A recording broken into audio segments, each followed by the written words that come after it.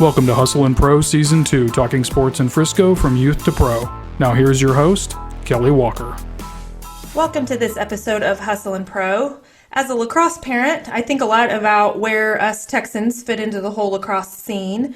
So today we have Coach Patrick Diamonon. Did I say that right, Patrick? That's correct. All right. So Patrick's here to talk to us about the current kind of lacrosse landscape. So hi and welcome to Hustle and Pro, Patrick. Thank you. I'm very excited to be on here. Yeah, I'm excited to hear from you. So before we jump into the lacrosse talk, though, let's learn a few quick sports hits from you. So who would you say is your favorite athlete? Ooh, there's a lot of athletes. I think from a pure athletic standpoint, Bo Jackson, just because he did define the whole multi-sport athlete and did it at a very high level with doing it at the NFL and Major League Baseball as well. So I would say he's one of my favorites. Even old school Earl Campbell, just because I love the way that he ran the football type of way. Lacrosse wise, Mikey Powell, just because growing up, that was the guy looking up to and just wanted to try to mimic my game as much as possible off him. Okay. Well, following up on that, I always like to know what's your favorite sport to play yourself, and then what's your favorite sport to watch? So playing myself, I like lacrosse. I've been playing it since I was 7. And still play to this very day. And, men's pickup league, which is post-college stuff. And every once in a while, there might be a tournament that I can go play in. Back in high school, it was definitely football and lacrosse. It was hard to pick between the two, but for sure, lacrosse. Where'd you grow up? I'm originally from Houston, Texas. Okay. Texas football growing up. Yep. But then you started playing lacrosse at age 7 here in Texas? Yeah, so I started playing when I was 7. It was kind of just, I got first introduced with a stick. My dad went to Virginia, and then my uncle kind of played lacrosse a little bit too and introduced it to us. It was kind of more of a secondary sport to do in the summers. And then once I probably got into 6th grade, 7th grade, I started to take it more seriously just because the school offered it in Houston. Yeah. And, was able to play it all the way through college until going into my senior year. I unfortunately had a knee injury that prevented me to play. Yeah, that'll do it. Yes. Okay, one more quick one. What's your favorite sports movie? Oh, the sports movie, the classic Remember the Titans. That one, I think Denzel Washington's great, and just how they had to go through so much adversity to come out on top. And it was a real good, just this is how a team should be in all circumstances, with it sticking together through the thick and thin. Yep, that's a good one. Okay, so now I know that you used to coach here in Frisco, and you're still coaching at the high school level, right? Over on the other side of the Metroplex in Fort Worth. And then when you mentioned how your dad kind of introduced you to the sport, I think it's probably common for, if kids in Texas are getting introduced to it. Several years back, it probably was brought down from somebody, either from the Northeast or somewhere, right, up north. So that's kind of like where I want to start with our conversation. Texas is sort of still, a little new to this sport. Obviously, people have been playing it here a little while, but not as long as in other parts of the country where it's sort of common and really mainstream sports and powerhouse parts of the country. So from your point of view, playing and coaching, where do you kind of place like lacrosse in Texas? Like if you were to give us a grade, how are we doing? I would say that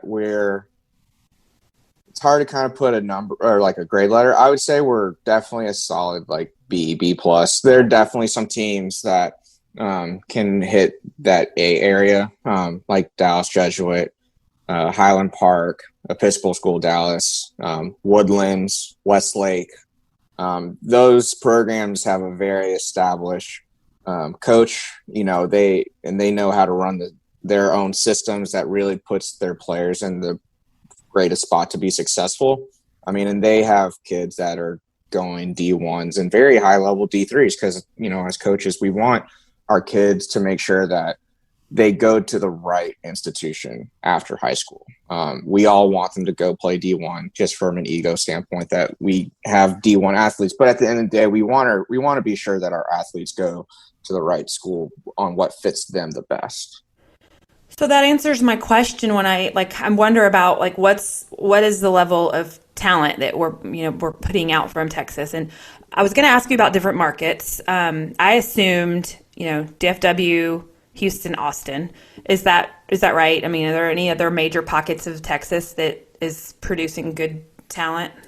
San Antonio has had some good, or they've had some talent, I would say. I think I even had a teammate of mine that played at Hendrix that was from San Antonio. There are some kids in San Antonio that have even started kind of making their splash in lacrosse as well. But I would say, from most part of it's always coming from, Dallas, Fort Worth area, Houston, and then Austin. But the sport in Texas is starting to get, more recognized in the major metroplexes here. So it's nice to see that, and hopefully one day, we all want that one day that there's a kid from San Antonio that is playing at Syracuse University. That's a historic program. That's kind of what we all want to see at some point.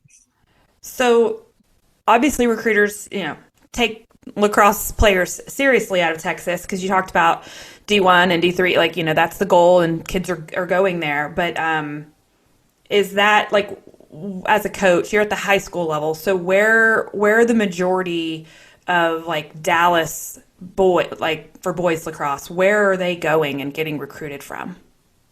I would say it's kind of evenly split between Division I. D2 has started to pick up as well. So you have Lindenwood. That's been kind of a hotbed. We've been a hotbed for them. Even, I want to say, a couple Florida schools, like Rawlings, has kind of made a splash in this market, and Florida Tech, Florida Southern. And then Division III is where a good amount of the kids might go as well, just because it is a job once kids get to D1. They're practicing 60 hours the whole entire fall semester, but at Division II, it's cut down to 45, and then at Division III, you're only doing 15 hours. So it's kind of figuring out what the student athlete wants themselves, because it is a very big commitment to go Division I, and that's where we as coaches are kind of, there to give some insight and help guide these student athletes on figuring out what's the real best fit for them. Okay, hold up. 60 hours, 45 hours, 15 hours. How often? Are you talking how dense are those hours? So the 60 hours it's broken up within the fall semester. It's not 60 hours a week. Okay. I'm that really is a full-time job. Right. You have those hours that are really, for the team, but there's always those extra, the voluntary lifts and the captain's practices as well. So, there's a lot more outside of those NCAA hours as well. So you talk about as a coach, trying to help your players probably through the recruiting process, getting to the right place. Like you said, not every kid's going to look at D1 schools, even if they're good. Like you said, there's just different levels and commitment levels and experiences they're going to get out of it, right? So what is it that you talk to your players about like that? Is that part of your job? Do you try to help set expectations for them? We all have expectations to shoot for the highest level as much as possible. We get down to it of, does the kid want to be in the city? Does he want to be out in the suburbs area? Does he want a big campus, small campus? Does he want a big football school? Does he want to have more centered around, a small professor-teacher or professor-student ratio as well? So it's kind of just going down those questions on what kind of fits the mold for them. And even, a simple question too with, do you like the cold weather? Because there's some kids that don't like the cold weather. It's maybe the Northeast might not be for you unless, you really like the sport and you can tough out the winters. So is there a lot of good lacrosse on the West Coast? Yes. So Colorado, California have become real hotbeds as well. There's a team in the Torrey Pines. They're a program that they've come here a few times as well to play Highland Park and Dallas Jesuit recently. And, they're having kids go to University of North Carolina. Their head coach went to Tufts, and they have a few tough kids as well. So they're churning some kids out. And then even to the point that the Northwest is having some talent as well come out of there. So you mentioned UNC and Syracuse I'm assuming those are some of the top schools. So what are other schools that your best players wish, their dream schools to go play at? University of Virginia is another one. There's a Highland Park kid named Cade Sostad that was there, or he's currently there. He was actually on the most recent national championship team. There, University of Virginia. There's another kid. He's a senior this year that's going to go to Towson. He's from Southlake. He's a very talented pole and well-deserved of that position as well. His name's Connor Spagnoli. And then other kids they all shoot for UNC, UVA, Syracuse, because those are big historical programs. Johns Hopkins is another big historical program as well. Okay. In Johns Hopkins degree, if, the kids can get in, the goalie there, actually, Ryan Darby, has been playing there, and he's a Plano West kid. Oh, wow. Okay. The goalie scene is a whole nother recruitment avenue, right? I mean, they get looked at probably so much earlier and in such a different light just because of the nature of the position and fewer people to look for, and it's harder to find them, right? It is goalies. They either have it or they don't. But we've had a lot of kids that I've seen. At first there's a struggle, but then they really they put their mind to it and really become successful with it.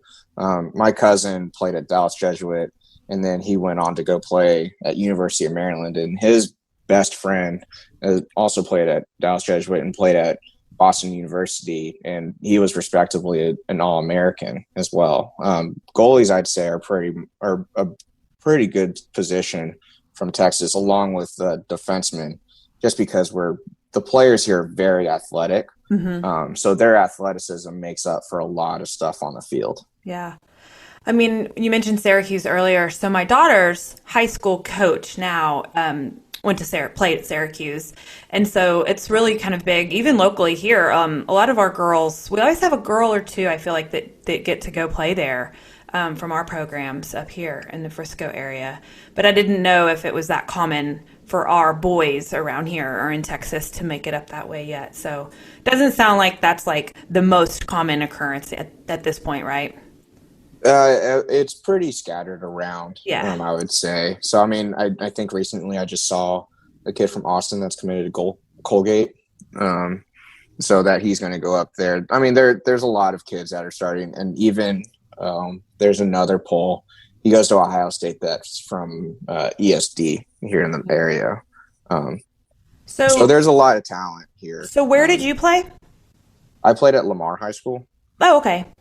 I was going to ask, you also mentioned Austin College. I was going to ask, so, we're talking about colleges and then high school Texas kids playing, but what about the Texas college scene? How much lacrosse are we seeing in colleges in this state? So there's only 2 NCAA teams, and they're both Division III. It's University of Dallas here in the Metroplex, and then Southwestern University in Georgetown, Texas. Those are the only 2 in Texas that are NCAA recognized. Okay. And then the other schools, such as University of Texas, SMU, TCU, U of H, Rice University, they're all what's called MCLA schools. So it's a club sport at those institutions. So lots of kids playing there. It's just at the club organization level, not. Yes. Yeah. That's kind of what I expected. I would have been shocked if you would have said, oh, yeah, every college has a school team, like a sanctioned school team. We'll get there. I'm sure we're making progress slowly. Hopefully. So, it all comes down to those that are driven and really want to see lacrosse at those institutions. I could imagine once, SMU, University of Texas, Texas A&M, if they can get a program, then I can actually see a lot more Texas kids staying home because why why leave when you have D1 schools here that you Right. can play lacrosse at? So, Right. Yeah. I mean, obviously, you still have a ways to go when you consider that mostly all the schools you mentioned that kids coming out of Texas, they're private schools. They're not at these big public school systems that have, it's not every public school that has lacrosse at their high school level right. I mean, on campus. On campus. yes, on campus. There's, because it's not UIL sports, so it's all based on, in the league is THSLL, and they try their best to, line themselves up with UIL, so that the kids can play, and I'd say we do a decent job at that. And then just to give the kids opportunities, because at the end of the day, we just want the boys to play. With it all. I mean, and even the Woodlands, they have a kid, Matthew Nunes. He's their starting goalie, and he's actually going to go to University of Virginia as well. Wow. Wow, that's big time. Mm-hmm. Okay, so let's talk about COVID and how that's impacted your sport that you see. I always said I don't want to talk about COVID on this podcast, but because I didn't think it would make sense after a while and, the archives of this show, but it's still here, so we keep talking about it. What have you seen as far as the impact, like I'm guessing summer shutdowns, if it's anything like the girls lacrosse program here, pretty much stopped in the summer. We ramped back up in the fall. It was pretty short and, fairly watered down and lots of strict protocols and things. But what have you seen on the boys' side, specifically at your high school level? It's been very parallel to that. I mean, we were on halt and we stopped, especially during the summer. But when there was kind of like that slow reopening, we would go out there, but have our social distance. And during the time when we were practicing, it was just stick work, just because there are just drills that involve getting within 6 feet, and you have to have contact, and that's just we know we weren't comfortable doing that as a staff, and I know parents weren't too comfortable either. So we tried our best to maintain it. Coaches having masks as well. And even when the boys come and put their bags down, we made sure that all the bags were 6 feet apart from each other. So all those little steps you can do. Did you see numbers change? I mean, I know you're at a point right now where you're at a specific high school, so you might not have noticed just yet, and as compared to larger clubs. But have you heard that you're seeing participation change because of this? I haven't heard too much of participation change. I think everyone's kind of ready to get back at it. They just want to do it in the safest possible way. With it. So I think everyone wants to go, they just they're figuring out how to do it. Or they've already figured out the way how they can run practice and have been doing it in a safe manner as well. Your big push though is spring ball, right? Yes, we are. So we are a spring sport because fall ball is usually kind of off season for us because it's football, and and a lot of the athletes are dual sport, and most of them play football. And we encourage those players to play football and be the multi-sport athlete, because it does benefit to just play other sports, and at the end of the day too, the kids just don't get worn out playing the same sport 12 months a year. Yeah. And I mean, you can identify with that. I mean, that's what you did growing up. You see the benefits of learning different skills and strengthening different parts of your body, and, not overusing the same few motions all year round. So that's probably part of why you like to see that in your players too, right? Yes. So I love it. I mean, and even, with the sports, I want the kids for playing football, build some toughness, they have build team camaraderie and that. And then even when it's wintertime, I really like the boys to play basketball, just because there's a lot of easy translations from basketball to lacrosse, X's and O's, with just simple things such as setting a pick and roll. And even on defense, when someone gets beat off the bounce, then there's a rotation for the defense. So then there's some quick transitions, I feel like, exactly basketball too. Yes. Yeah. Well, you said the toughness of football. I think lacrosse, boys lacrosse, is pretty tough. they probably get plenty of toughness playing lacrosse. Yeah, they do. And we always tell them, it's like, you can be the big guy that can get hit with a stick, or you can be the real quick guy that doesn't get hit with the stick. So it's just a matter of, which one you like. Do you like the contact, or do you not like contact? So yeah, well, it's fun to watch. It's such a physical, fast sport all at the same time, and such a wide spread out field. And so I've enjoyed learning a little bit about it. I have a lot of progress though that I need to make on the boys' side, because it's such a different, sport than the side that I sit and watch on the weekends with the girls. But boys lacrosse is really fun, and especially like watching it at the pro level when they were here. Or if you ever get a chance to watch like those good college games that come on, now our household stops and watches those sometimes because we understand it a little bit more. Yeah, So, exactly. I'm one of those late adopters that's finally getting into the lacrosse world here in Texas. So, well, thank you for filling me in and teaching me a little and kind of giving me an update, because I just wasn't sure where we kind of stood here as Texan lacrosse people. So thanks for your time. Oh, of course. It was fun.